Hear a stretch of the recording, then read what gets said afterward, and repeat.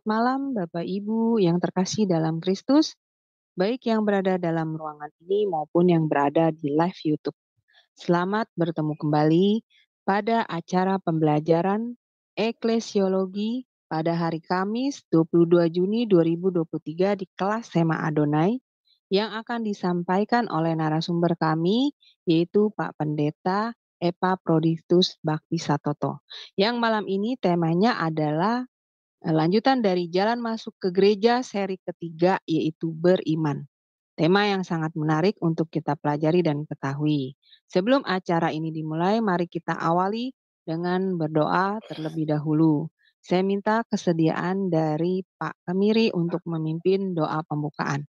Dipersilakan Pak Kemiri. Terima kasih Bapak di surga, pada malam hari ini masih Engkau beri kesempatan kami anak-anakmu di Jum Sema Adonai. Kami ingin mendengar pengajaran dari hamba-Mu yang sudah 3 seri ini seri terakhir. Biar pelajaran eklesiologi ini boleh kami pahami tentang beriman, kami paham apa artinya beriman pada Engkau Tuhan.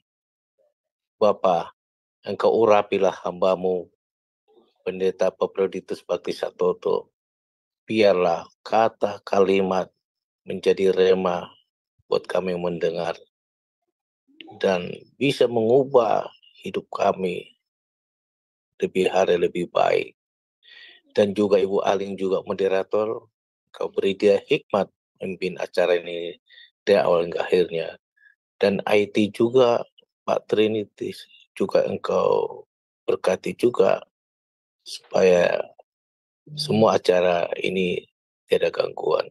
Segala kuasa-kuasa kegelapan kami ikat di dalam nama Tuhan Yesus Kristus. Nyala Engkau dari ruang Jum Sema Adonai. Terima kasih di dalam nama Tuhan Yesus Kristus kami berdoa mengucap syukur. Amin. Amin. Baik, terima kasih Pak Kemiri untuk doanya. Baik Bapak Ibu yang terkasih dalam Kristus, sebelum memulai acara pembelajaran ini, kita akan terlebih dahulu melihat dan mendengarkan profil dari Pak Pendeta Epaphroditus. Salam semua, selamat datang kembali di Sema Adonai. Dan kali ini kami akan memperkenalkan salah seorang pengajar kita, yakni Bapak Pendeta Epaphroditus. Dan berikut adalah profil singkat dari beliau. Nama, Bapak Pendeta Dr. Epaphroditus Bakti Satoto. Lahir di Solo 23 Maret 1963. Biasa dipanggil Bapak Epras. Menikah dengan Ibu Yulianti, dikaruniai 3 anak, yaitu 2 perempuan dan 1 laki-laki, serta juga telah dikaruniai 4 cucu, dan tinggal di Kabupaten Bekasi. Pendidikan. Lulus pendidikan Guru Agama Kristen tahun 1983, Seminari Bethel, Jakarta. S1 Sarjana Teologi Seminari Bethel, Petamburan, Jakarta tahun 2000. S2 Magister Teologi Prodi Pendidikan Agama Kristen di Institut Teologi dan Keguruan Indonesia, ITKI, Jakarta pada tahun 2007. S3 Konsentrasi Pendidikan Agama Kristen di STT KDSI Yogyakarta. Pelayanan sebagai ASN Guru Agama Kristen di Sekolah Dasar dari tahun 1986 hingga tahun 2023, purna tugas 1 April 2023. Wakasek dari tahun 2017 sampai purna tugas. Menggembalakan di GBI Rehoboth Papan Mas dari tahun 1991 sampai sekarang. Dan Villa Bekasi Indah 2 dari mulai tahun 1998 sampai sekarang.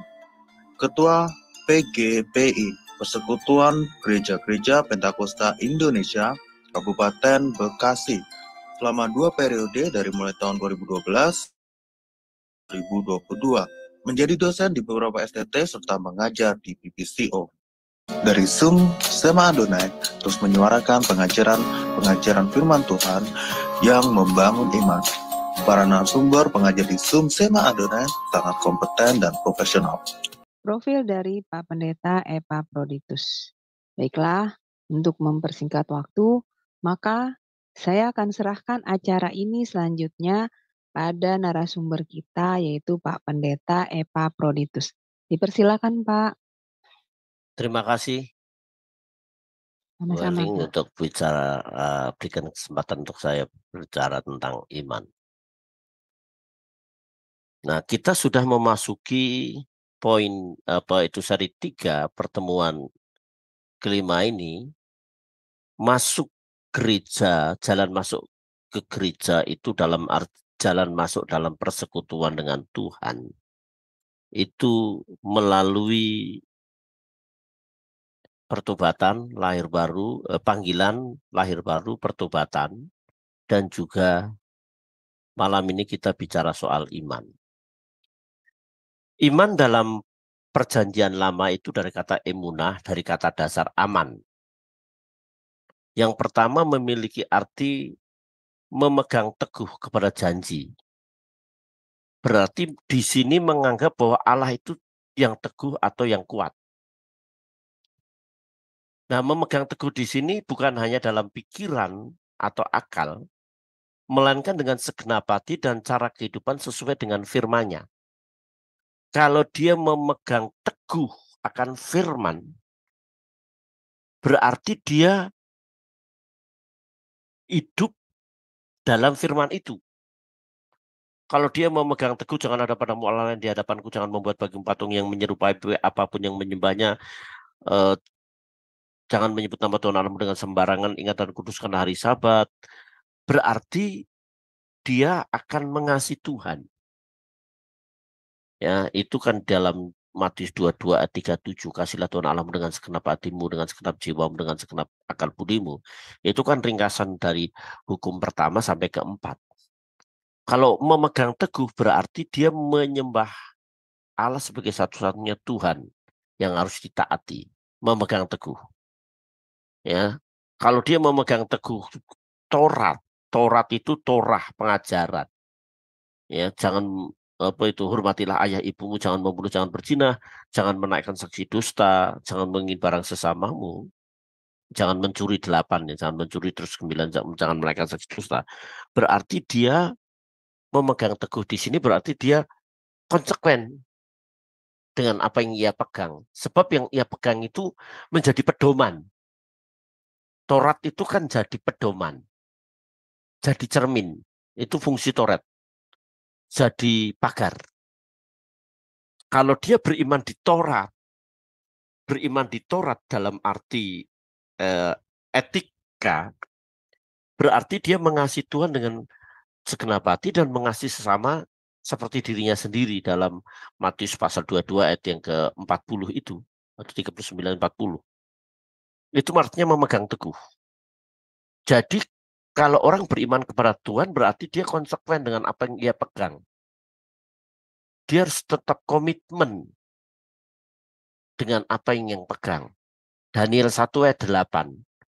Daniel berketetapan tidak menajiskan dirinya dengan makanan yang makanan raja.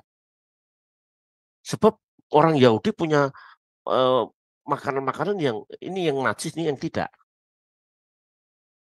Dan ketika dia ada di dalam istana Nebukadnezar ada makanan-makanan yang tidak boleh dimakan. Dia berketetapan karena dia pegang janji itu. Sekalipun Tuhanku tidak dapat melepaskan aku dari api yang menyala-nyala, itu Sadrak Mesak Abednego, aku tidak mau menyembah patung Tuanku. Karena dia tahu, jangan ada padamu Allah lain di hadapanku, jangan membuat bagimu yang patung yang menyerupai apapun dan menyembahnya. Dia konsisten, konsekuen dengan janji itu. Sekalipun dia dibuang. Dan kita tahu ceritanya Daniel pasal yang ketiga itu ya. Daniel pasal yang kelima lagi. Daniel itu menyembah di Yerusalem, kiblatnya di sana. Dan barang siapa tidak menyembah pada kaisar, meminta sesuatu pada kaisar, ya, Darius waktu itu, Daniel pasal 5, dimasukkan ke lubang singa, dia konsekuen. Itulah emunah. Itu dari dasar kata aman. Tetapi kata percaya juga berarti batak. Mempercayai Tuhan dan mengandalkan Tuhan. Ini ayat-ayatnya nanti saudara bisa baca. Yeremia 17 ayat yang ketiga itu juga terkutuklah orang yang mengandalkan dirinya sendiri yang hatinya menjauh dari Tuhan. Tetapi diberkatilah orang yang mengandalkan Tuhan. Mengandalkan di sini mempercayai Tuhan. Bahwa Tuhan memelihara dan menjaga. Mengandalkan Tuhan itu berarti dia mengusahakan apa yang bisa ia usahakan. Mengandalkan Tuhan itu bukan pasif tetapi aktif. Beda dalam PL, iman, dalam persekutuan dengan dengan Tuhan itu, beriman itu dalam PB berkata pisteu. Sikap yang di dalamnya seseorang melepaskan andalan pada segala usahanya sendiri untuk mendapatkan keselamatan, entah itu kebajikan, kebaikan, susila, atau apa saja. Kemudian sepenuhnya mengandalkan Yesus Kristus yang olehnya manusia diselamatkan dengan berlaku taat dan setia kepadanya. Jadi pistio itu, I believe itu, memiliki arti dia akan melepaskan mengandalkan usahanya, kekuatannya untuk meraih keselamatan. Ya ini kurang ketikanya. Keselamatan dengan mengandalkan kalau saya berbuat baik, saya beramal banyak, itu keselamatan. Tapi tidak. Keselamatan itu hanya dapat diperoleh dengan percaya kepada Yesus Kristus dan berlaku taat dan setia. Karena hanya Yesus Kristuslah yang berkata, akulah jalan kebenaran dan kehidupan, tak seorang pun sampai kepada Bapa kalau tidak melalui aku. Di bawah kolong langit ini tidak ada nama lain selain di dalam nama Yesus yang olehnya kita diselamatkan. Kisah Rasul 16:31, percayalah kepada Tuhan Yesus Kristus, kamu beserta seisi rumahmu akan diselamatkan. Nah, percaya Tuhan Yesus diselamatkan. Bukan percaya Tuhan Yesus plus tidak judi diselamatkan, enggak. Percaya Tuhan Yesus plus tidak nonton film diselamatkan, tidak. Cukup percaya pada Yesus diselamatkan. Markus 16 ayat 16. Barang siapa percaya dan dibaptis akan diselamatkan, dan barang siapa tidak percaya akan dihukum. Yohanes 3 ayat 16 kita hafal sekali itu. Karena begitu besar kasih Allah akan dunia ini sehingga ia mengaruniakan anaknya yang tunggal, itu untuk semua orang. Universal. Tetapi ya dikatakan ya barang siapa percaya kepadanya, hanya orang-orang yang percaya pistiu kepadanya tidak binasa melainkan mendapatkan hidup kekal. Kata pistiu percaya itu berarti taat dan setia. Loh Pak, dia orang Kristen loh Pak, percaya pada Yesus bawa Alkitab Pak. Tapi hidupnya kok masih ngawur. Mukul istri, ngomong kotor, ngomong jorok, judi dan lain-lain. Masuk surga enggak Pak? Enggak. Loh kenapa? Enggak taat. Orang kalau beriman itu harus taat, itu harganya. Kalau enggak taat gimana Pak? Itu iman tanpa perbuatan adalah mati. Jadi iman itu harus disertai ketaatan. Dan juga setia kepada Tuhan. Setia. Ya, setia beribadah, setia mengampuni, setia memberi, setia berkorban, bukan setia makan korban, bukan. Di sini setia itu dia punya komitmen untuk dia melayani, setia komitmen untuk dia beribadah, ya, setia itu. Jadi taat dan setia itu menjadi sebuah tolak ukur orang itu imannya hidup atau tidak. Ya. Kita itu beriman, diselamatkan dan berbuat baik. Kalau yang lain kan beriman, berbuat baik, diselamatkan. Tetapi kan kita itu beriman pada Yesus, kita diselamatkan. Rom 10 ayat 10 itu. Barang siapa percaya mengakui Yesus sebagai Tuhan dan juru selamat dalam mulutnya dan dalam hatinya, dia akan diselamatkan. Tetapi untuk percaya itu harganya mahal, taat dan setia. Kalau enggak, kekristenan enggak menyelamatkan, Bung. Yang menyelamatkan itu Yesus Kristus. Kalau orang percaya pada Yesus Kristus berarti dia taat dan setia, itu harganya. Jangan hanya percaya kebaktian tapi tidak pernah berubah. Nah, secara umum kata iman itu adalah menerima kesaksian orang lain, namun percaya dalam Alkitab memiliki arti lebih dalam, yaitu menerima kebenaran firman. Rom 10 ayat 17. Itu firman yang mengubah kehidupan. Iman timbul dari pendengaran dan pendengaran akan firman Kristus, rema. Rema itu adalah banyak definisinya tentunya. Orang punya tafsiran. Tapi menurut saya rema itu adalah pesan khusus. Firman itu dianggapnya sebagai pesan khusus yang dilakukan. Dan itu yang mengubah kehidupan. Tapi kalau firman itu sebagai logos, ilmu, pengetahuan, dan itu kita penting, kita perlu tahu juga gitu. Iman dalam arti logos itu pengetahuan itu kita proses pembelajaran. Oh, iman itu pistiu, iman itu emunah dari kata aman dan lain-lain, kata Batak. Itu kan pengetahuan, itu kan ilmu. Kalau hanya sebagai ilmu nanti kita jadi komentator-komentator pengkhotbah. Wah, khotbahnya kurang bagus ini. Pokok pakai bahasa Ibrani Yunani. Komentator itu tidak ngubah. Tapi firman yang menjadi rema, itu firman yang mengubah kehidupan. Sebab kita taati. Kalau firman itu tidak kita taati, itu percuma. Kata iman dalam Alkitab juga berarti mengamini berita yang dibawa kepadanya sebagai berita yang benar. Mengamini di sini, ya mengamini Injil yang merupakan kekuatan Allah yang menyelamatkan orang percaya. Itu Rom 1 ayat 16-17. Sehingga kuasa itu, kuasa firman itu mempengaruhi hidup orang beriman. Nah, yang membuat kita nanti, karena itulah kami tidak putus-putusnya mengucap syukur, itu 1 Tesalonika 2 ayat 13. Untuk menerima firman yang memberitakan itu bukan sebagai perkataan manusia, tetapi memang sungguh-sungguh demikian sebagai firman Allah. Yang bekerja, ini ingat nih, juga di dalam kamu orang percaya. Firman itu bekerja dalam hati kita, energon. Ya, Allah turut bekerja, energon, memberikan sebuah power untuk kita melakukan apa yang kita imani itu. Jadi iman itu bukan hanya sebatas menerima Yesus Kristus lahir di Bethlehem, mati di kayu salib. Oh, saya percaya itu. Kalau ada orang tanya, emangnya kamu lihat Tuhan Yesus disalib? Itu iman. Iman itu ya Ibrani 11 ayat 1. Dasar segala sesuatu yang tidak kita lihat. Kita tidak melihat Yesus disalib, tapi itu saya beriman. Percaya Yesus disalib.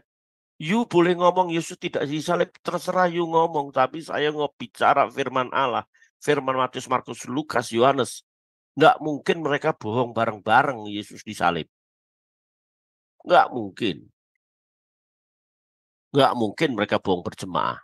Yesus disalib. Gitu. Itu iman. Sekalipun kita tidak melihat, namun kita percaya. Berbahagialah mereka yang tidak melihat, namun percaya. Kata Tuhan Yesus pada Thomas. Dalam Injil Yohanes 20 itu.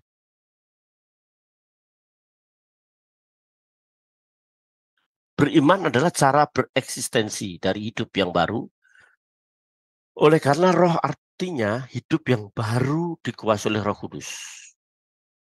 Itu adalah hidup dalam iman. Hidup dalam iman itu dikuasai oleh Roh Kudus sebab kita itu beriman kepada Yesus, kita didamaikan, kita menjadi anak-anak Allah dalam Rom 8 ayat 14 itu ya. Anak-anak Allah dipimpin oleh Roh Allah. Artinya kita taat, kita tunduk. Kita tahu kalau di gedung-gedung pemerintahan atau gedung-gedung swasta pun pasti di situ ada gambar fotonya Pak Jokowi dan wakilnya. Kenapa ada di situ? Menunjukkan kita harus taat sama itu. Beliaulah yang menjadi pemimpin. Itu.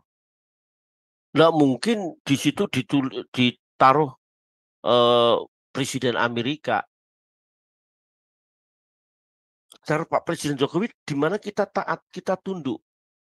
Nah, kalau kita dipimpin oleh Roh Allah, Roh Kudus, berarti kita tunduk. Dalam kehidupan kita harus teokratis. Dalam bernegara kita demokratis. Teokratis itu seluruh aturan perundang-undangan gaya hidup kita itu menunjukkan sebuah ketaatan kita, iman kita kepada Tuhan. Gitu loh. Beriman kepada Injil adalah sama dengan iman dalam Kristus. Sebab kamu semua anak-anak Allah, ya, sebab kita semua adalah anak-anak Allah karena iman di dalam Yesus Kristus, ya. Kita anak-anak Allah karena iman. Barang siapa menerima Dia, Yohanes 1 ayat 12. Menerima Dia lambanu, berarti ada konsekuensi, ada keseriusan, ada harga yang mahal, menerima. Ketika Ibu Heni bilang, Pak Efras bisa enggak berbicara di Sema Adonai? Iya Bu, saya menerima. Dengan saya menerima, saya harus mempersiapkan materi. Saya harus jam 9 tuh yang biasa sudah tidur, saya harus persiapkan juga. Saya tidurnya mesti jam 11. Saya punya biasa tidur jam 9, jam 10, jam 3, jam setengah 3 itu kita udah berdoa. Rutinitas kita begitu, 3, 4. Itu kita udah doa pagi. Tapi dengan saya menerima konsekuensi saya mesti tidur agak malam. Saya menerima berarti saya mempersiapkan materi, ya.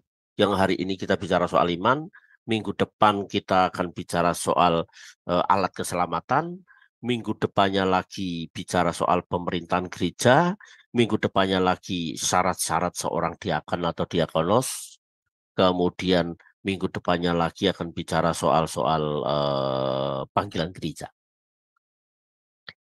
Itu menerima dalam dunia, apalagi menerima Dia, menerima Yesus Kristus, Logos yang menjadi manusia itu.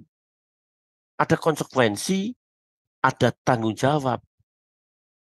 Ya, baru menerima Dia diberi kuasa, diberi hak untuk menjadi anak-anak Allah.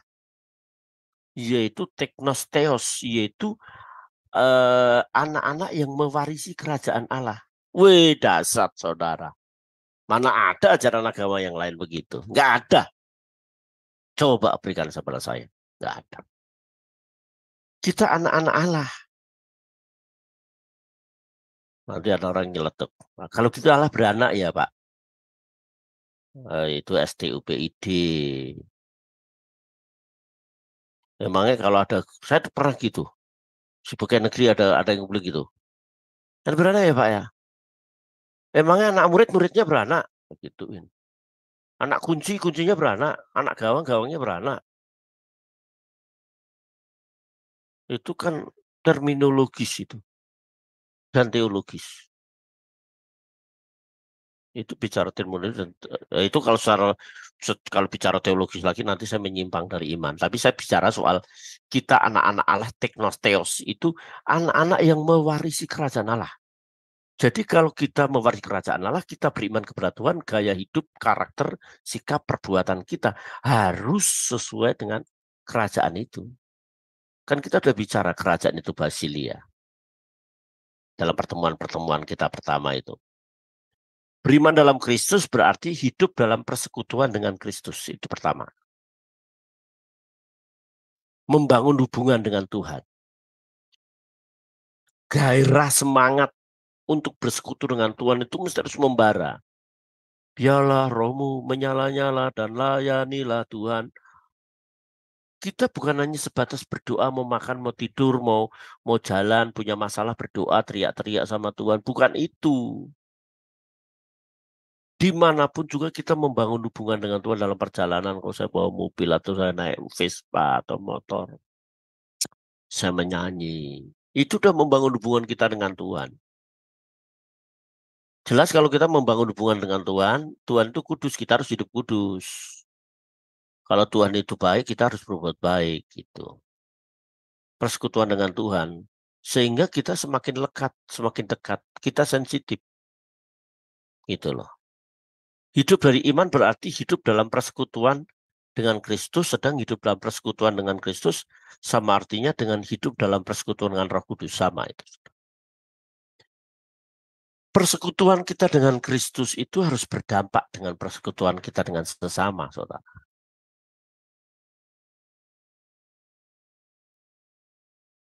Beriman itu taat. Dikatakan dalam Roma 16, tetapi yang sekarang telah dinyatakan dan menurut perintah Allah yang abadi telah diberitakan oleh titik para nabi kepada segala bangsa untuk membimbing mereka kepada ketaatan iman. Iman harus taat yang saya singgung tadi. Pengetahuan iman berhubungan dengan pengetahuan yang menjadi dasar, yang menjadi sumber kekuatannya. Tetapi oleh Dia kamu berada dalam Kristus yang oleh Allah telah menjadi hikmat bagi kita. Ia membenarkan dan menguduskan dan menebus kita. Bahkan iman itu sendiri adalah pengetahuan dan hikmat. Jadi iman kita itu harus kita tambahkan dengan pengetahuan dalam 2 Petrus itu. Pengetahuan apa? Pengetahuan akan firman. Makanya pentingnya kita membaca firman Tuhan. Matius 4 ayat 4, manusia hidup bukan hanya oleh roti saja, tetapi oleh setiap firman yang keluar dari mulut Allah. Kata hidup itu kan soi, bukan bio. Kalau bio itu kan binatang, tumbuh-tumbuhan, manusia pada umumnya itu bio hidup. Tapi soi itu hanya didapatkan kalau orang percaya pada Yesus, bertobat, dipanggil, bertobat, menerima lahir baru, dan beriman. Ya, beriman. Sehingga dia mesti harus menambah pengetahuannya itu dengan membaca firman Tuhan. Seperti rusa yang haus, rindu aliran sungaimu, hatiku tak tahan menunggumu. Itu jenis rusa yang akan mati kalau beberapa hari tidak mendapatkan air. Hidup kita mesti harus begitu kalau kita tidak baca firman Tuhan. Udah hidup kita bisa ngawur itu. Bisa emosional, banyak marahnya. Mempercaya atau mengandalkan, sebab iman bukan soal akal, melainkan soal seluruh kehidupan manusia. Iman itu soal hati, inti dari kehidupan orang beriman itu. Mempercayai janji Allah dan menyerahkan hidupnya. Jadi tidak lagi bersandar kepada kekuatannya, kekayaannya gitu. Kalau di karismatik kan ada lagu, aku tidak khawatir, burung di udara dia pelihara.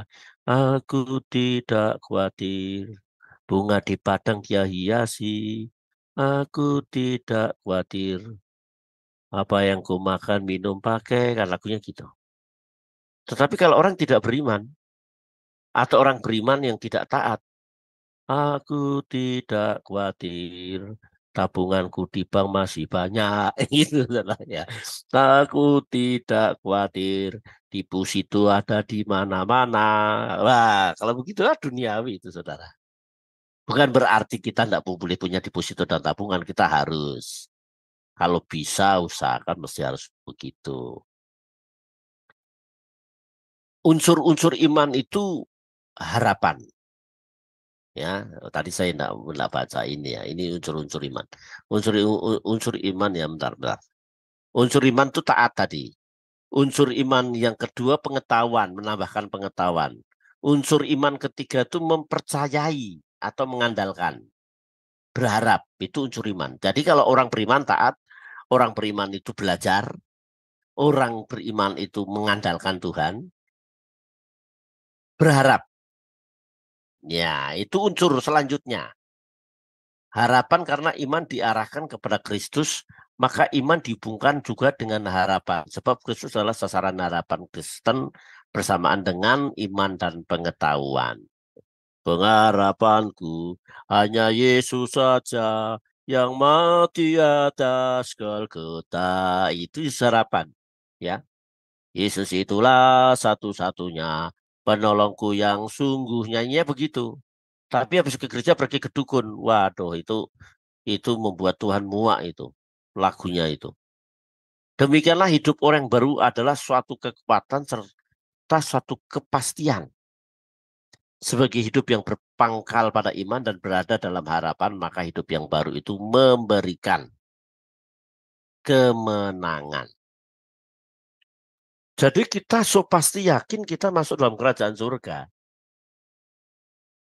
So pasti. Kalau kita taat dan tunduk. Kalau orang itu setia, bekerja, belajar sungguh-sungguh di S1, dia akan mendapatkan gelar sarjana. Kecuali di semester 3 dia langsung keluar, drop out. Nggak mungkin dia dapat gelar sarjana. Kan apa ya, gambarannya begitu mudah aja. Jangan bilang selamat tetap selamat.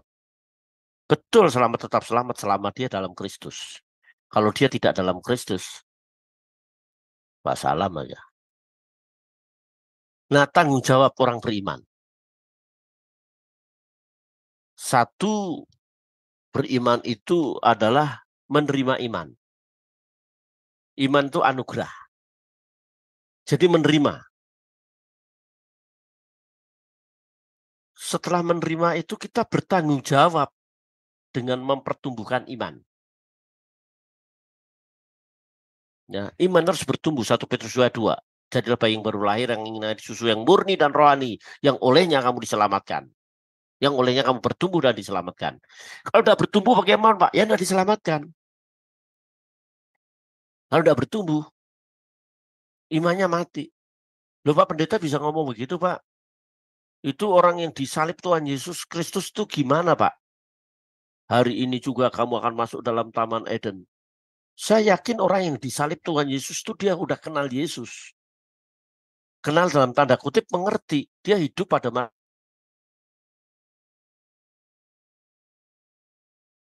salib. Tetapi dia...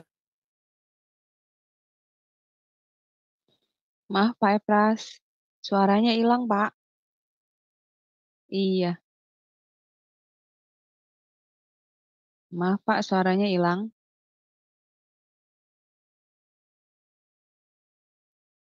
Sinyalnya kali ya. Iya, Kita tunggu sinyal. ya. Itu bukan. Iya, ya sudah Pak. Ya, Tadi oke. terputus Ya, Pak. iya Pak, terputus. Sudah terdengar lagi Pak suaranya. Silakan Pak. Oh. Dari mana yang nggak clear? Menerima tadi udah ya? Menerima pertama ya?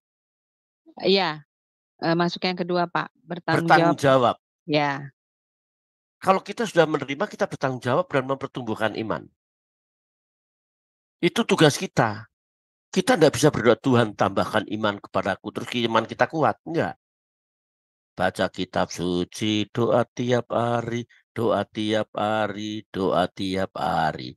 Baca kitab suci, doa tiap hari kalau mau tumbuh. Kita mesti maaf Pak Epras, suaranya hilang kembali Pak. walah ini. Ya sudah Pak, sudah masuk lagi Wah, suaranya. ini berarti ini Iya, tidak ada unsur kesengajaan. iya, iya. Udah Pak, udah masuk lagi suara. Jadi memang kita harus Oke, kedengaran nggak suara saya ini? Iya sudah Pak, sudah Oke. terdengar kembali. Ya. Untuk kita bertumbuh itu bagian kita, bukan bagian Tuhan. Dalam arti usaha kita ini membaca firman Tuhan setiap hari, itulah tolak ukur kita, iman kita kuat.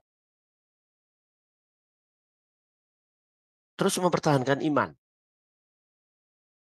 Ya, barang setia sampai akhir. Bertahan, sebab banyak godaan, banyak masalah, banyak tantangan gitu. Banyak tantangan. Itu harus kita pertahankan. Dan terakhir memberitakan iman itu. Jadi kita jangan puji Tuhan, saya beriman pada Yesus, saya punya selamat. Lo jangan bilang begitu. Justru kau beriman itu tanggung jawabmu banyak mempertumbuhkan, mempertahankan, memberitakan iman itu. Ya, kalau saudara punya anak kecil bayi, oh puji Tuhan, bayi lahir. Jangan bayinya waktu lahir. Gimana membesarkan bayi itu, menyekolahkan, membawa kepada Tuhan. Makanya saya bilang anak saya Senin yang lalu, ya melahirkan itu anak-anak perempuan. Jadi cucu saya udah 5. Dah kamu sekarang anakmu udah 3, kamu harus semakin bertanggung jawab. Ya, doa, bekerja sungguh-sungguh. Jadi bukan horenya itu, ya. Jangan orang oh puji Tuhan Pak, saya sudah menikah, pengantin baru Pak, puji Tuhan, punya istri. Lo jangan bilang enaknya aja puji Tuhan punya istri, bisa kemana-mana. You mesti harus menghidupi istri, nanti menghidupi anak, tanggung jawabmu besar, gitu loh.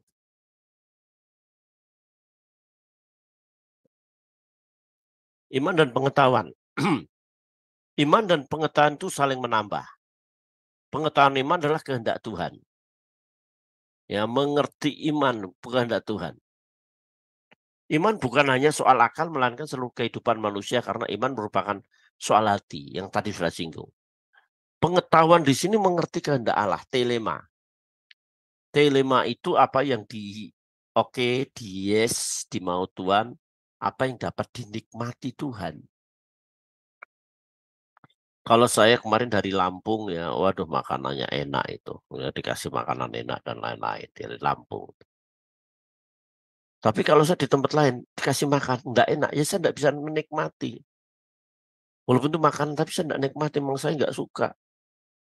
Kayak tadi ada perpisahan kelas 6, saya diundang. Karena saya walaupun pensiun saya diundang karena makan ada jengkol. Oh enak Pak jengkol, tapi saya enggak mau. Saya enggak bisa menikmati jengkol. Enggak doyan saya. Dan dinikmati. Nah, hidup kita harus bisa dinikmati Tuhan. Menyenangkan hatimu Tuhan. Lebih dari segalanya. Lagunya kan gitu. Menyenangkan hati Tuhan lebih dari segalanya. Hidup kita dinikmati. Nanti pada akhir zaman itu tidak semua orang menyebut Tuhan masuk ke dalam kerajaan surga, tetapi orang yang melakukan kehendak yang dapat dinikmati. Dia kan pendeta besar, Pak. Ya, jadi pendeta besar menikmati untuk dirinya sendiri dan keluarganya. Ya, tapi saya enggak semua begitu. Ada juga yang begitu. Ya. Melayani memberi hidup, bukan mencari hidup. Gitu loh. Hati-hati, saudara ya. Nah, ini hampir habis. Sudah habis. Tadi iman. Sekarang bicara soal pembenaran. Karena hari ini harus selesai. Kata pembenaran adalah kata yang dipakai di bidang kehakiman. Kalau orang sudah percaya pada Tuhan, dibenarkan. Oleh iman kamu dibenarkan di dalam Yesus Kristus. Kamu hidup dalam damai sejahtera dengan Allah. Rom 5 ayat 1. Allah membenarkan manusia, artinya menganggap manusia tidak bersalah adalah sama dengan Allah mengampuni dosa manusia, atau Allah mendamaikan manusia dengan dirinya sendiri, atau Allah menjadikan manusia menjadi anak-anaknya. Jadi dibenarkan itu dalam dunia kehakiman. Yang tadinya dianggap salah, tetapi karena seseorang dibuat benar. 2 Korintus 5 ayat 21 ya kalau salah itu. Dia yang tidak berdosa telah dijadikan dosa supaya kita dibenarkan. Menurut teologi Yahudi, membenarkan adalah tindakan Tuhan Allah yang akan dilakukan kelak pada akhir zaman. Yaitu jikalau Tuhan Allah akan bertindak itu sebagai hakim ilahi yang menghakimi segala umat manusia. Kalau kita sudah dibenarkan, kita harus hidup benar. Rasul Paulus mengajarkan kebenaran yang dilakukan bukan karena melakukan hukum Taurat. Itu konsep Yahudi. Tetapi kita dibenarkan karena Kristus. Dan kebenaran yang Paulus ajarkan itu bersifat eskatologis, melainkan bukan hanya bersifat eskatologis, bukan hanya bersifat future, tapi juga sekarang present. Saat kita hidup itu, kita dibenarkan Kalau kita sudah dibenarkan, maka kita harus hidup benar. Ya, lagu anak sekolah minggu lagi, Bapak Ibu ya.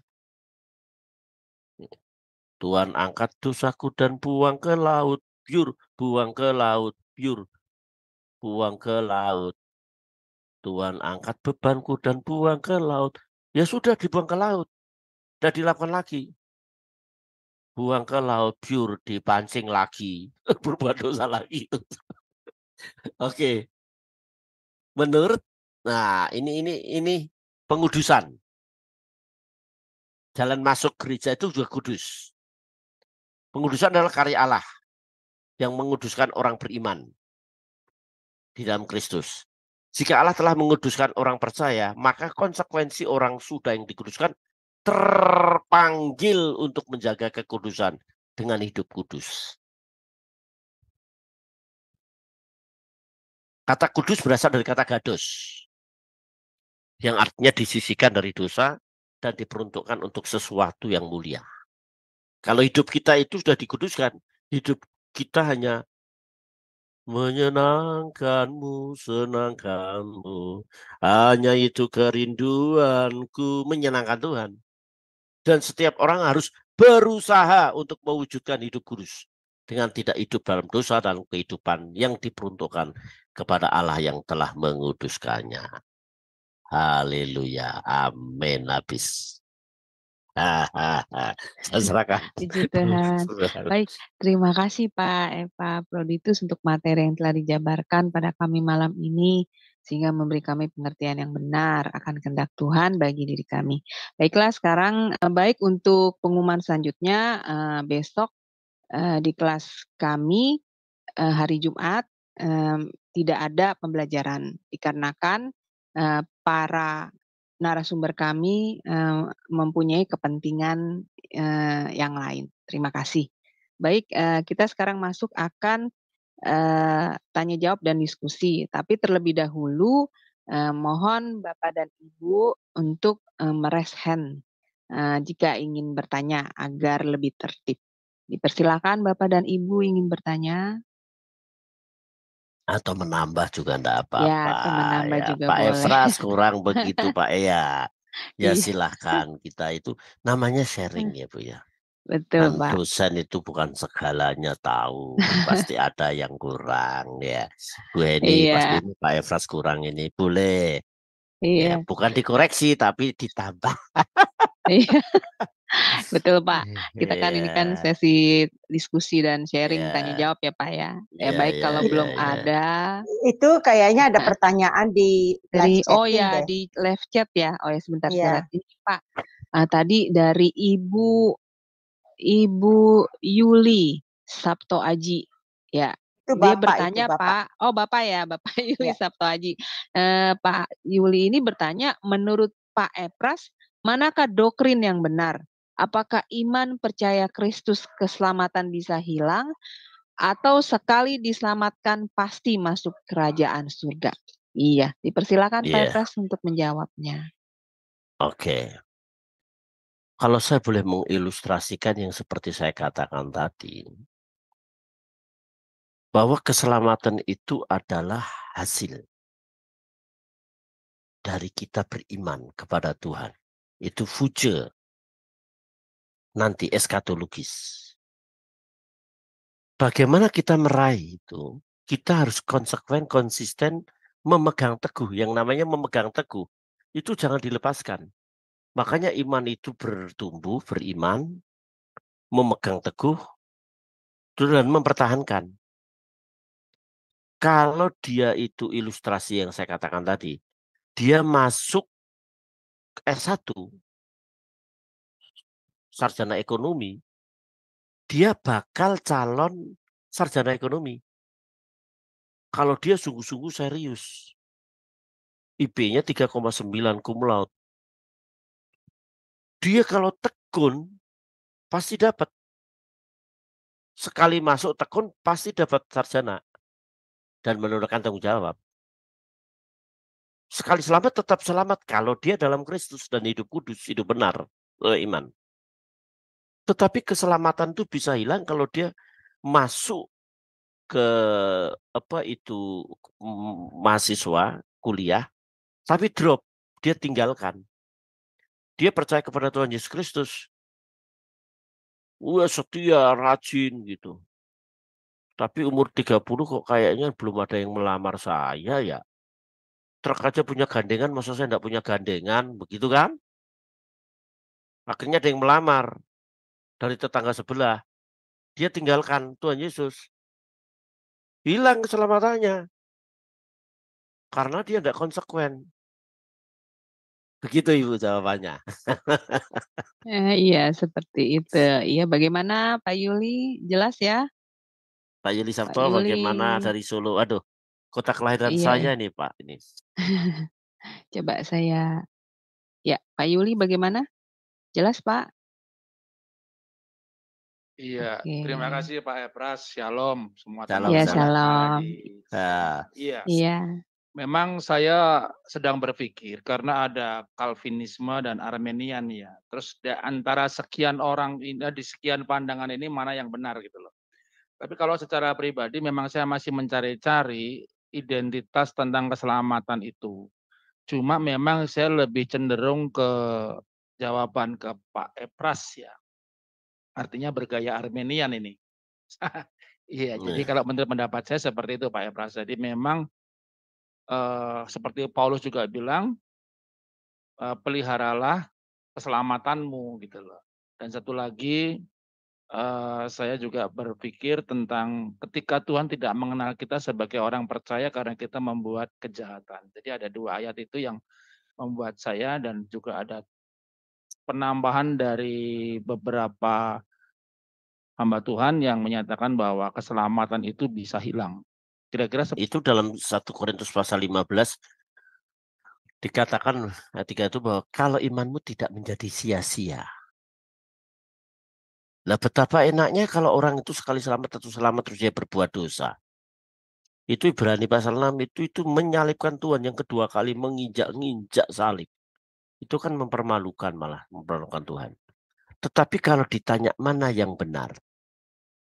Jelas jawabannya siapa yang menjawab, Pak? Yang menjawab Arminian terang gitu. Misalnya saja kalau orang masuk agama A, dia bertobat atau murtad? Siapa yang jawab dulu? Yang menjawab dia agama B. Oh, dia bertobat, tapi agama A bilang lu murtad, gitu kan? Kalau ditanya agama, oh dia bertobat, bagi dia murtad, gitu. Siapa yang menjawab, Pak? Itu Pak Yuli ya. Iya, Pak Epras. Iya. Terima kasih Pak Epras. Ya. Iya, baik. Terima kasih Pak Yuli untuk partisipasinya. Ya, ini ada lagi Pak Epras yang akan bertanya adalah Pak Ade Hendra. Ya, dipersilakan Pak Ade Hendra. Monitor Pak. Ya. Jadi menurut Bapak iman itu relatif tergantung bagaimana setiap orang meyakini dong Pak ya? Maaf kurang Iya, kedengaran, kurang jelas Pak suaranya.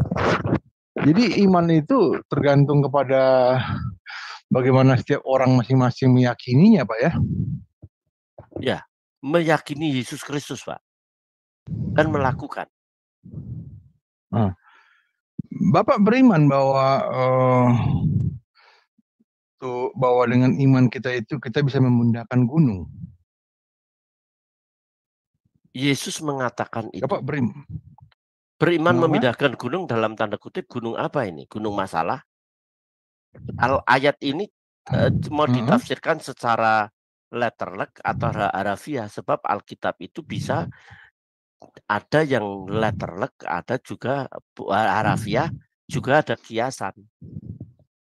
Memindahkan gunung ini di dalam arti gunung masalah, gunung kesulitan, gunung itu Pak. Tapi bukan kalau ya. nggak salah ayat itu tidak bicara tentang kiasan deh Pak. Sama kayak apa memindahkan pohon apa katanya ke pohon ara ke dalam laut gitu. Apa ada ayatnya seperti itu ya kalau nggak salah ya. Menurut Bapak itu kiasan? Ya. Memindahkan gunung itu. Ada yang menafsirkan secara kiasan. Tetapi ada juga yang menafsirkan secara harafiah. Ada juga pengalaman-pengalaman, kesaksian-kesaksian orang yang dituntut memindahkan gunung dengan doa, dan itu bisa terjadi karena terjadi gempa, gunung itu bisa rata. Itu ada kesaksian yang pernah saya dengar. Tetapi iman sebiji sesawi, apa yang dikatakan Tuhan Yesus, itu ya dan amin. Itu, Pak. Di di ayat mana itu ya dikatakan bahwa jadi di Yohanes dikatakan Yesus mengatakan di rumah Bapakku ada tempat tinggal, ya kan? Ya, Kemudian kalau kita lihat susunan Alkitab itu, kemudian di Ibrani 11 kah? Di ya, situ ada dikatakan menindaklanjutin dari ucapan Yesus itu, bahwa di situ dikatakan eh, bahwa Allah menyediakan tempat untuk kita di surga. Dia membangun kota itu, gitu kira-kira kalimatnya. ya. Nah, menurut Bapak itu kiasan atau apa? Jadi menyambut dari ucapan Yesus di Yohanes mengatakan di rumah Bapakku ada tempat tinggal, kemudian Rasul Paulus itu nggak salah di Ibrani, kalau nggak salah Ibrani 11, dia mengatakannya. Satu perikop itu dengan iman adalah Iman, apa ya itu iman, guys? ya, ya. Ya di ayat berikutnya itu ada di situ. Apa bisa kita buka apa bagaimana? Sebentar ya Pak ya, biar kita jangan kabur ya. Ya, Ibrani pasal 11 itu ya. Ya sebentar ya Coba Pak. Bapak baca saja ya. Iya, saya baca sebentar ya Pak ya. Ibrani 11. Kita mulai dari ayat 1 saja ya, biar kita lihat konteksnya. Oh ya, karena iman kita mengerti bahwa alam semesta telah dijadikan oleh firman Allah. Itu ayat 3. Ayat 4, karena iman Habel telah mempersembahkan kepada Allah korban yang lebih baik daripada korban yang lain. Oke. Karena iman ayat 5, Henok terangkat. Kemudian tanpa iman tidak mungkin orang berkenan kepada Allah. Kepada Ayat Allah. 6. Ya. Karena iman ayat 7. Karena iman maka Nuh dengan petunjuk Allah tentang sesuatu yang belum kelihatan, dengan taat mempersiapkan batra untuk menyelamatkan dan seterusnya. Ayat 8. Karena iman Abraham tahan ketika ia dipanggil untuk berangkat ke negeri yang diterimanya menjadi milik surga dan seterusnya. Walaupun dalam hal ini dia tidak mengetahui gitu kan. Ya, Karena iman ia diam di tanah yang janjikan seolah oke. Terus sebab itu sebentar ya. Oke. Ayat 3 ayat 10.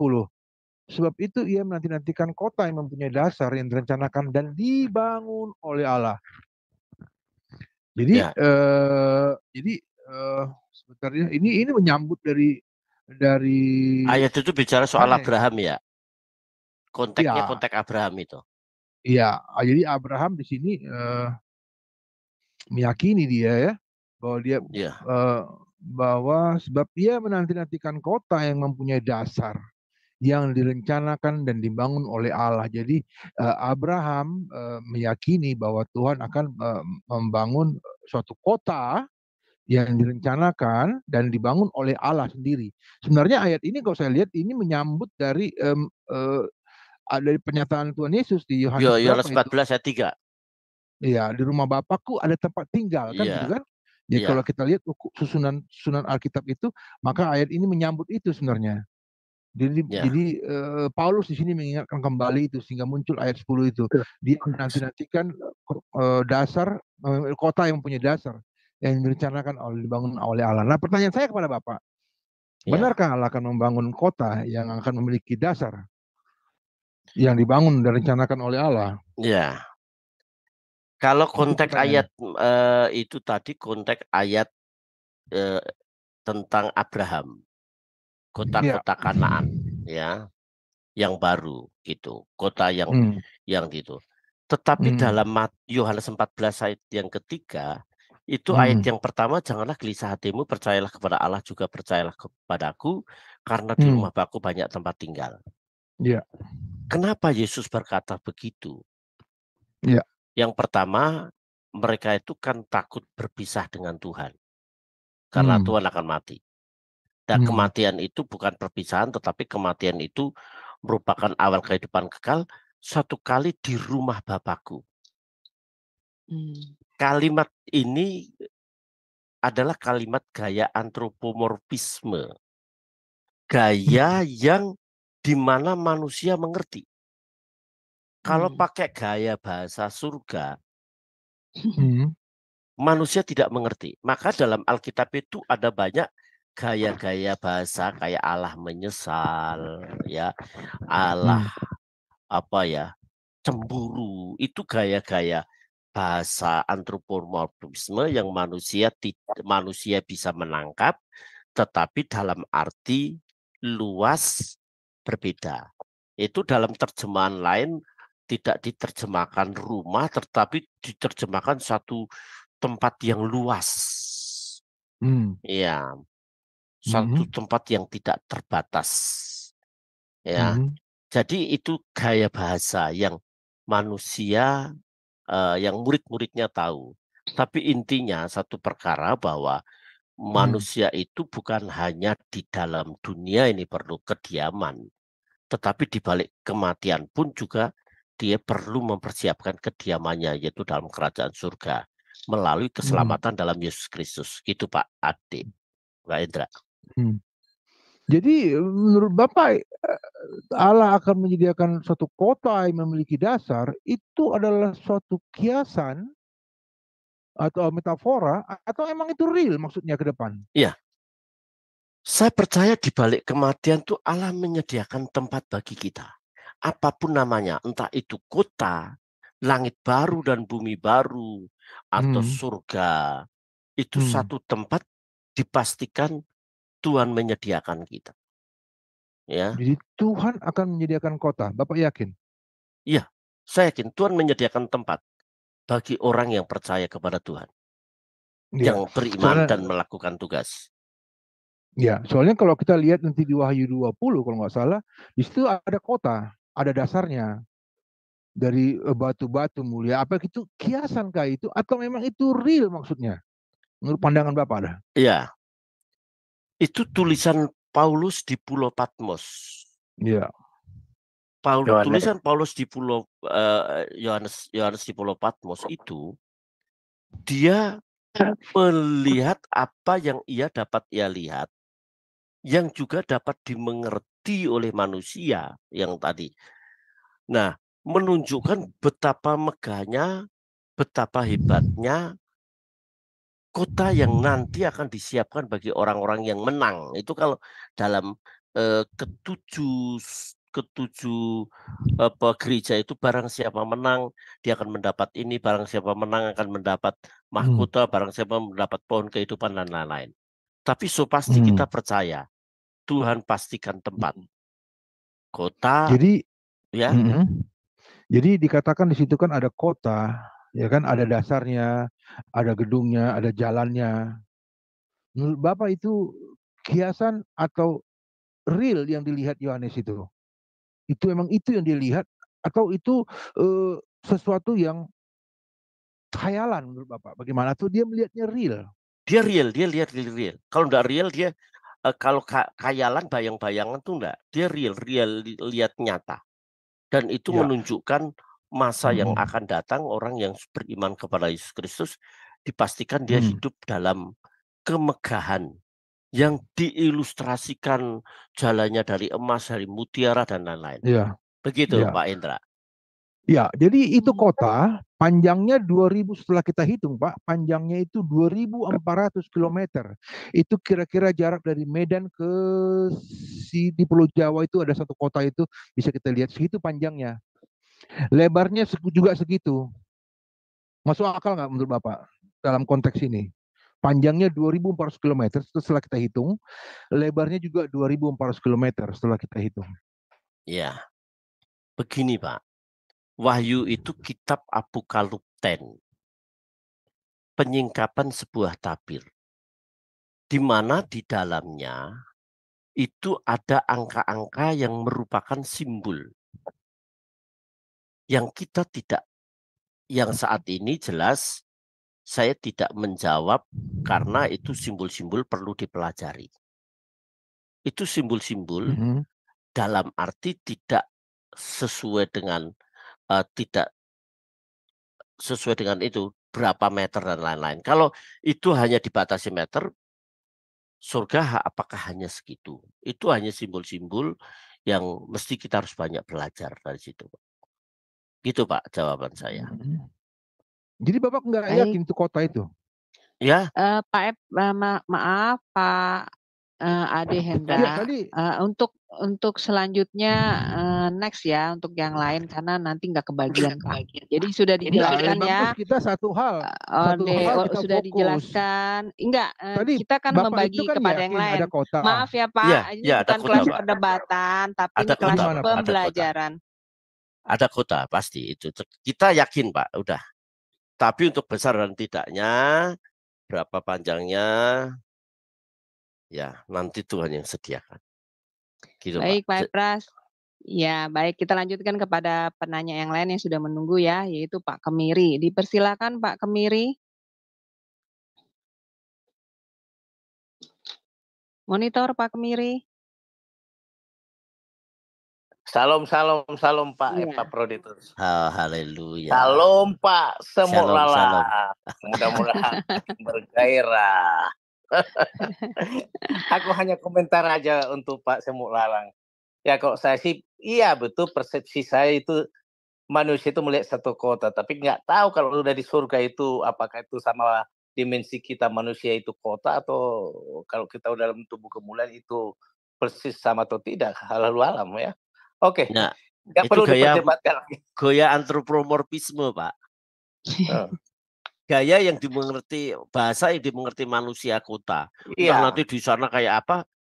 Ya betul, kita nggak tahu. Lihat aja nanti. Betul Pak. Yang Oke, ini Pak, ini bagus juga ini maksudnya topik malam ini. Kita selama ini menyederhanakan imam itu hanya sederhana aja ya. Mungkin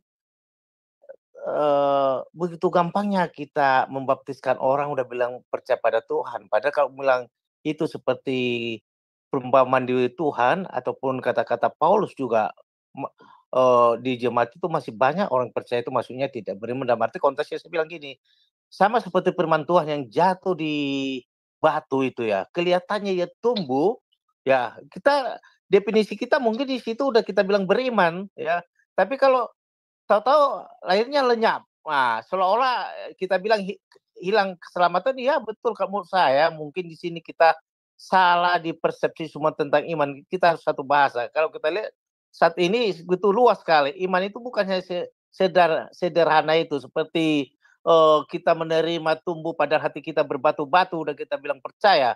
Padahal kalau Pak Ditus tadi jabarkan banyak lagi tadi itu, waduh harus ada setia apa dan lain sampai saya lupa. Sampai pada akhirnya sebenarnya Tuhan itu menginginkan kita iman itu seperti yang Pak gambarkan tadi itu, apa itu tentang Daniel itu ya. Sekalipun ataupun itu sama seperti di Habakuk 3 itu Pak itu. Sekalipun pohon ara tidak berbuah bla bla bla, tidak ada panen bla bla, tetapi aku tetap beria-ria di dalam Tuhan, bersenang-senang bla bla bla karena ada keselamatan. Saya pikir mungkin definisi iman yang perfect mungkin sampai tahap di situ dan kita harus belajar ke sana saya pikir.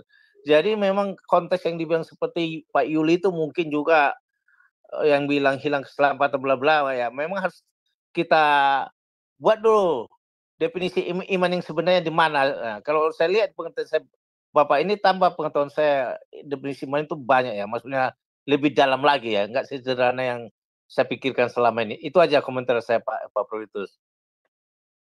Iya, Oke. terima Itu penambahan kasih. Pak ya. Tapi kita Pak tetap Kemiri. yakin bahwa dunia ini bukan rumah kita dalam kerajaan surga, dan itu harus kita yakin. Amin. Iya. Ini saya juga mau sharing nih Pak Epras mengenai beriman ya. Dulu sebelum saya sering belajar tentang kebenaran firman di kelas-kelas seperti ini, jujur aja Pak, memang saya benar-benar tidak paham gitu loh. Maksudnya beriman kepada Yesus itu seperti gimana gitu. Dan memang benar firman Tuhan itu mengatakan bahwa iman timbul dari pendengaran akan firman Tuhan. Jadi memang saya merasakan sejak saya belajar Pak Epras ya di kelas-kelas Zoom pembelajaran firman, itu menambah pengetahuan pada iman saya dan secara otomatis iman saya bertumbuh gitu. Dan saya jadi mengerti apa yang menjadi kehendak Tuhan, apa yang Tuhan mau pada diri saya, pada hidup saya, sehingga, saya mulai, melakukan apa yang Tuhan ajarkan, pada kebenaran firman-Nya pada saya. Jadi ya memang benar ya Pak Epras bahwa kita sebagai anak-anak Tuhan ketika kita, eee, menerima, eee, Yesus sebagai juru selamat tidak selesai sampai di situ saja ya Pak, tapi kita harus menambahkan iman kita pada pengetahuan, Pengetahuan. ya lalu kemudian kita berusaha ya Pak, agar Iya. iman itu bertumbuh, gitu. Jadi kita nggak bisa pasif lalu, ibaratnya seperti, ya sudah pokoknya udah terima Yesus ya sudah selamat tetap selamat seperti itu ya Pak. Oh, Dulu saya enggak. pengertiannya seperti itu, tapi setelah saya banyak belajar saya baru paham, oh apalagi sekarang Pak Epras menambahkan lagi kepada materi malam ini bahwa, ya kita beriman itu berarti ya kita harus taat, setia ya Pak, melakukan Iya, apa yang diajarkan oleh Tuhan melalui kebenaran firman-Nya. Jadi kita selain selain kita percaya ya seperti itu ya Pak Epras ya? iya. Iya, luar biasa. Kita Terima kasih, percaya itu Pak. di dalamnya ada ketaatan dan kesetiaan, ada Iya, ketulusan, ada kerendahan mhm, hati, ya itu banyak. iya betul. Iya, baik, sekarang boleh siapa lagi yang mau, sharing atau bertanya mengenai materi malam ini? Dipersilakan Ibu Heni, apa mau menambahkan Ibu? Silakan. Atau yang lain? Pak Kodeks? Iya, Oh ya, silakan. saya Ya Ibu Heni mau silakan, iya ngobrol, iya, ya mau ngobrol silakan Ibu, aja iya, gini. heeh, Heeh. Eh, ternyata kita beriman ini bukan hanya asal beriman aja ya Pak Epras ya. Ternyata harus banyak yang harus dikerjakan di dalam kita beriman ya Pak ya.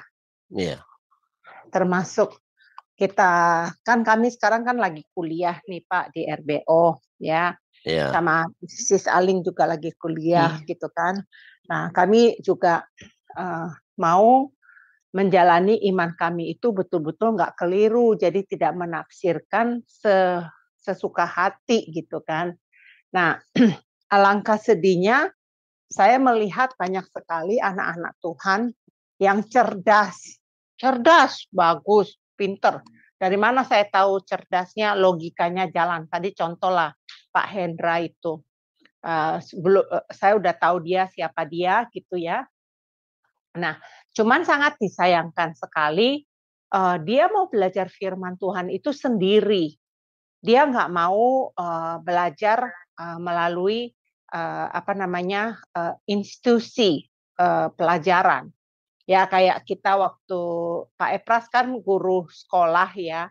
Anak-anak mmm, murid itu kan dididik secara benar supaya mereka mendapatkan pengetahuan dari kelas TK, SD, SMP, SMA, naik kuliah, bahkan mhm, yang sudah tamat doktoral itu juga masih mau sekolah lagi. Karena apa? Ternyata benar apa yang dikatakan di dalam firman Tuhan bahwa pengetahuan itu seluas lautan, ya, sedalam lautan itu seluas lautan. Itu benar-benar anak-anak Tuhan itu harus mau mengedukasikan dirinya dengan pengetahuan yang benar supaya imannya tuh bertumbuh secara benar. Benar nggak Pak Epras kalau menurut iya. saya itu? Memang iman itu di dalam iman itu ada pertumbuhan, Bu. Hmm. Iman itu ada pertumbuhan. Kalau iman tidak bertumbuh, itu menjadi iman yang mati. Iman yang bertumbuh itu adalah iman yang belajar kebenaran firman, menjadi rema, menjadi pesan khusus yang mengubah. Kalau menjadi sebuah logos ilmu, itu tidak akan bisa mengubah. Ada aja ada orang, misalnya saya khotbah nih, saudara-saudara hamba Tuhan, pelayan Tuhan tuh dia diakonos, ada daulos, dia langsung buka Google, oh bener nih hamba Tuhan. Kalau salah langsung, oh tadi salah Pak, ini begini. Nah dia memahami hanya sebagai pengetahuan yang bisa menjatuhkan gembala atau pendeta. Nah walaupun itu juga harus hati-hati. harus belajar. Semua harus belajar. Tapi pembelajaran ini yang saya katakan tadi sharing untuk menambah, ya saling memahami, saling gitu Pak. Gitu Ibu, bertumbuh. Betul ya Pak. Ya, jadi kita itu memang harus punya kerendahan hati untuk mau belajar dari orang lain ya. Iya. Karena banyak itu saya lihat kesombongan itu di dalam apologet ya Pak ya. Karena saya berkecimpung di bagian apologet ini. Jadi mereka itu mempertahankan pendapat mereka yang tidak sesuai, kan ada barometernya. Di dalam segala macam itu kan ini benar apa enggak.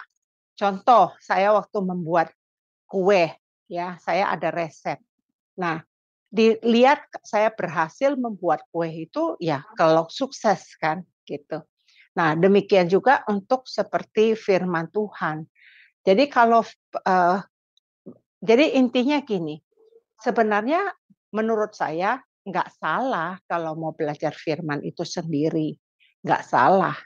Tetapi harus kita cek apakah yang kita pelajari ini bertentangan dengan yang lain. Kalau bertentangan dengan yang lain, berarti yang kita pelajari itu salah. Harus membuka hati, berbesar hati, menerima. Berarti kita nggak jadi arogan, nggak sombong. Ya, gini, kita otodidak memang penting, otodidak. Otodidak itu belajar sendiri. Itu apalagi sekarang melalui YouTube dan otodidak. Tetapi kita memang harus juga belajar pada guru atau gembala supaya jangan terjadi miss. Sebab kadang-kadang ada beberapa jemaat yang rasional. Kalau tidak bisa diterima, itu gembala didebat habis. Dan saya pernah mengalami seperti itu. Didebat habis. Oh Pak, ini kan begini dalam ayat ini.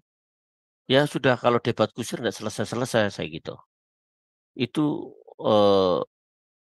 harus lebih banyak belajar. Nanti kamu akan memahami dan mengerti firman. Gitu Ibu. Ya. Oke, masih ada Ibu? Baik, Pak. Makasih, Pak. Makasih. Ya sekali lagi ya, ini sudah jam 10:30 ya. Iya baik Pak. Ini coba, ini ada lagi ya Pak. Iya Pak Irwan aja yang ya oke. Terakhir ya. Iya. Iya, shalom Pak Irfan, silakan. Shalom Pak Irwan, mau menambah atau mau bertanya silakan. Kalau bisa saya jawab sekarang. Iya, selamat malam Pak. Menurut Bapak, menurut Bapak Roh Kudus itu memiliki rupa atau tidak? Apa Pak? Menurut Bapak Roh Kudus itu ada rupanya apa tidak Pak? Ini sepertinya Pak Ade Hendra yang tadi ya? Suara sama bukan. Nih. Roh Kudus itu, roh itu dalam bahasa Ibraninya ruak. Pak, terus Pak? Ruak itu hembusan angin. Jadi tidak terlihat, tetapi Roh Kudus itu bukan hanya kuasa, tapi Roh Kudus itu adalah pribadi yang dia memiliki kehendak. Memiliki rupa nggak Pak? Maksud rupa apa ini? Memiliki bentuk nggak angin itu? Rupa itu kan bentuk Pak ya. Ya. Kalau air ada memiliki rupa atau enggak Pak? Kalau menurut Bapak, menurut Bapak, Pak, ini udah di luar topik ya. Soalnya kita kan bicara soal beriman ya. Betul, beriman. Jadi ya, tapi gini, saya jawab soal iman ya Pak ya. Saya suka kali diblokir sama orang ini Pak. Karena aku nanyanya tajam-tajam. Orang ini hobi kali memblokir aku Pak. Jadi aku gini Pak Irwan. Saya senang. Tapi dalam arti begini Pak Irwan. Kita ini dalam proses pembelajaran. Dalam arti dalam topik iman. Tapi kalau itu sudah bicara soal Parakletos, soal Roh Kudus, saya kira nanti Bapak bisa bertanya pada teologi PB, teologi PL atau PB. Nanti kalau saya menjawab kurang tepat, malah lebih lama. Jadi saya iman tadi Pak ya. Tapi kan beda pendapat kan boleh Pak ya, betul Pak? Kalau beda pendapat nggak jadi masalah Pak. Tapi orang ini bukan. nggak mau saya beda pendapat, Pak. Saya maunya disuruh mereka mengiyakan Bapak, begitu saya maunya kritis. Gimana itu Pak menurut Bapak? Untuk kritis itu setiap orang memang harus kritis. Tetapi dalam kritis ini tidak berarti merasa saya paling benar dan yang lain salah. Kan nggak ada saya pikiran begitu, Pak. Iya, kritis itu boleh. Tetapi tidak ada orang-orang, ya ini bukan Pak Irwan sih. Ada orang-orang yang saya jumpai dalam Zoom, itu kritis itu dia sangat memojokkan pembicara. Dalam arti, Bapak mesti harus tahu sekalipun nanti Bapak menjadi seorang dokter, itu tidak 100% tahu semuanya, Pak. Oh ya, setuju saya itu. Jadi kalau bertanya dalam arti secara detail, kayak tadi 100 meter dan lain-lain, itu saya nggak berani dan nggak mau menjawab. Sebab memang kapasitas saya bukan belajar tentang untuk menafsir interpretasi perjanjian baru dalam Wahyu. Jadi tapi Bapak percaya kota itu ada? Nah, jangan kembali ke situ lagi. Saya tetap percaya. Saya tetap percaya bahwa Tuhan Yesus saat memanggil kedua kali, saat datang kedua kali, kita masuk dalam langit baru dan bumi baru, dalam kota yang baru. Itu aja, jadi Pak, ada kota kan, Pak? Ada kota loh, Pak? Ya, Pak Irwan. Kota itu satu tempat, Pak, ya. Kota itu satu tempat. Kota itu ada panjangnya, lebarnya, ada pondasinya, ada tingginya. Nah, kita kalau bicara itu memang secara detail, nanti Bapak bisa tanyakan teologi perjanjian baru atau baca buku kitab Wahyu, tafsir Wahyu, dalam arti untuk mengerti, sebab ada banyak angka-angka, tanda-tanda dalam kitab Wahyu yang saya sendiri perlu banyak belajar dan tidak berani dan tidak mau menjawab tentang itu. Jadi menurut Bapak, bumi yang baru, langit yang baru itu, dan bumi yang lama dan langit yang lama itu kan nanti akan berlalu, katanya Pak ya? Bumi yang lama dan bumi yang lama akan berlalu. Datanglah nanti bumi yang baru dan langit yang baru, kan begitu Pak? Itu kan berarti bicara tentang dua alam semesta, betul nggak Pak? Dalam dunia yang baru itu jelas bicara soal alam yang lain, Pak. Iya, karena di situ ada langit dan bumi. Ada langit yang baru, bumi yang baru. Nah, langit yang lama dan bumi yang lama katanya akan berlalu. Berarti di situ ada dua sistem alam semesta. Kalau kita bicara alam semesta, berarti bicara ada langit, ada benda-benda langit, diantaranya ada bumi. Kan begitu kan ya? Jadi gimana menurut Bapak? Bapak percaya enggak kalau nanti Tuhan memberikan langit baru dan bumi baru? Sudah ada itu Pak, cuman kita baru lihat. Yohanes baru melihatnya. Tapi itu sudah ada. Bapak percaya enggak? Percaya enggak kalau nanti di balik kematian itu Tuhan menyediakan langit baru dan bumi baru? Atau nanti kalau nanti dunia ini digulung, Tuhan menyediakan langit baru dan bumi baru. Berbahagialah orang yang suci hatinya karena dia akan mewarisi bumi yang ada dalam dunia ini, begitu Pak. Iya. Ini jadi kita sebenarnya sudah bicara soal teologi eskatologi ini namanya Pak. Tapi saya tidak berani bicara eskatologi sebab memang saya tidak punya bahan banyak. Kurang iman Bapak ke situ. Bukan kurang iman. Saya punya iman, tapi itu bukan wilayah saya. Eskatologi itu proses pembelajarannya, bahan-bahannya banyak. Tapi saya bicara soal iman. Percaya pada Yesus, melakukan rendah hati, taat, tunduk, bertumbuh, bertambah, berkembang, mempertahankan iman. Di situ Tuhan akan berkata, hai hambaku yang baik, sabarlah, masuklah dalam kerajaan Tuhanku. Hanya itu. Itu yang menjadi topik sekarang. Gitu aja Bu Aling ya. Selesai. Tuh, jadi Pak Irwan harus mengerti bahwa bagian dari Pak Epras itu bukan pelajaran tentang eskatologi ya Pak ya. Iya, jadi jangan ngotot ya Pak. Gitu Nah, maksudnya Nanti- gitu. Nanti kita belajar. Nanti Iya. ada doktrin, ada Bu ya, eskatologi dalam arti ada dosanya itu. Oke, Iya, time oke. Baik, dah setengah. baik, puji Tuhan. Sudah 10:30 nih Pak di sini ya. Oke. Baik, puji Tuhan pada akhirnya acara ini sampai di penghujung waktu. Terima kasih Pak Epras untuk pembekalan firman yang luar biasa pada malam ini kepada kita semua. Semoga menambah iman kita, pengetahuan firman Tuhan lebih lagi dan menumbuhkan iman kita juga menjadi berkat bagi kita semua. Pengumuman yang selanjutnya adalah kelas ini akan tetap diadakan kembali pada hari Kamis depan di pukul yang sama, yaitu pukul 21:10 waktu Indonesia Barat dengan narasumber yang sama. 21 aja Bu ya. Itu hari Pukul libur. 21 ya. Hari Kamis, libur Pak. enggak? Kamis kan libur itu. Enggak libur ya, tetap jalan ya. Tetap jalan Pak. Oke. Ya, Jam pukul 9 cepat. 21 ya Pak. Saya sudah enggak di BBCO lagi, udah selesai. Oh iya, oke, berarti Eskatologinya udah selesai. Oh iya, berarti Eklesiologinya udah selesai. Iya, berarti pukul 21:00 waktu Indonesia Barat. Baik, mari kita tutup acara ini dengan doa penutup dan berkat yang akan dipimpin oleh Pak Epras. Silakan Pak. Iya. Oke, sebelum kita tutup satu hal. Orang yang beriman itu harus punya konsekuensi, keseriusan, kesungguhan. Beriman mempertumbuhkan iman, menambahkan iman, dan menyebarkan iman itu.